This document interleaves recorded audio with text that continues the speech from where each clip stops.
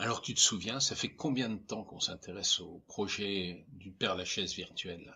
Ouah, ça fait bien 4 ou 5 ans. D'ailleurs, c'est toi qui en as eu l'idée. J'en ai eu l'idée, effectivement, parce que j'adore me promener au cimetière du Père Lachaise, dialoguer avec les morts.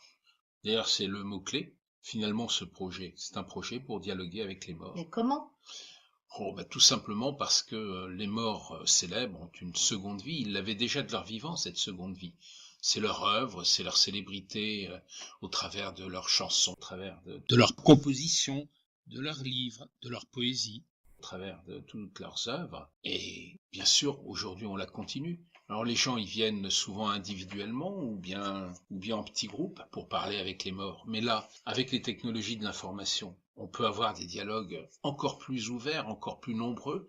Il y a toute une vie qui se crée en quelque sorte. Comment ça, là? Tu m'as parlé de concours de nouvelles, qu'est-ce que c'est? Oui, parce qu'il s'agissait de commencer concrètement. Et finalement, quoi de mieux que des écrivains, Des visiteurs, en fait. des visiteurs par la pensée. Mhm. En plus des 2 millions, ça en fait des gens qui pensent aux diverses célébrités du Père Lachaise.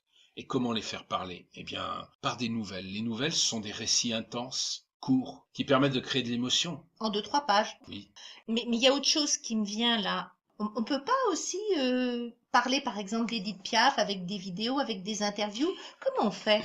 bien sûr, ça serait dommage de ne faire que de l'écrit au moment de l'Internet. Donc l'idée, c'est effectivement d'avoir un lieu historique, un lieu culturel extraordinaire qui n'a pas son équivalent au monde, et de le revivifier en appelant les gens à créer. Ah, et sérieusement, dialoguer avec les morts, ça va plus loin que ça. Allez, parle-nous un peu d'Alan Kardec et puis de tout ce qu'on peut faire. Ah, Alan Kardec, c'est un grand spirit.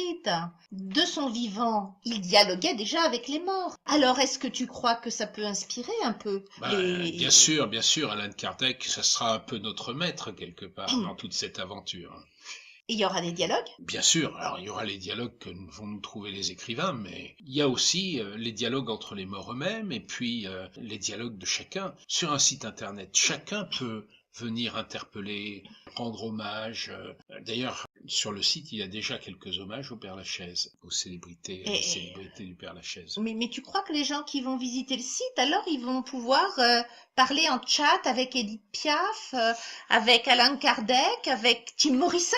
Alors ça, c'est une des grandes idées. Mais il y a un mystère. Est-ce que vraiment ce sont les morts qui vont parler, ou bien est-ce que des intermédiaires vont prendre leur place?